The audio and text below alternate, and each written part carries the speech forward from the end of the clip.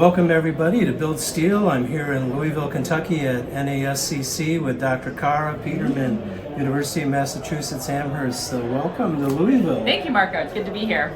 It's good to have you. And well, I know that this is a special year at NASCC because you've got a cold form steel track, a series of symposiums or presentations. Just tell us about what it's all about, this new track. Yeah, so we are attempting to teach a hot rolled steel audience a little bit more about cold form steel design. Nice. And so that includes things like what is in S100 and more importantly, how it's similar to things they might be familiar with, AISC 360. And so we're doing that for members and connections, and then we're talking about very high level analysis tools that we're very familiar with in the cold form steel community that others may not be, and people might see opportunities for their own businesses and their own practices.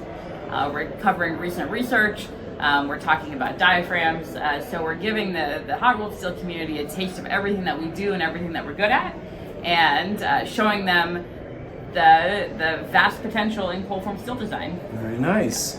Yeah, that is exciting to see kind of the steel industry transform a little bit.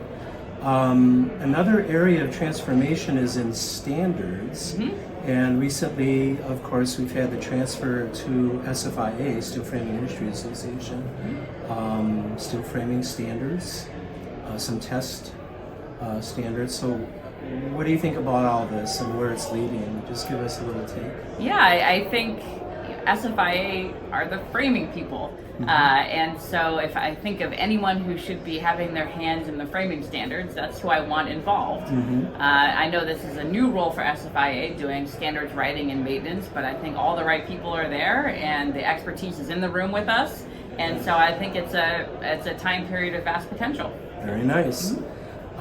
Maybe lastly, we could just hear a little bit about your research. You were telling me before in our conversation you're doing some research with live loads with respect to roofing.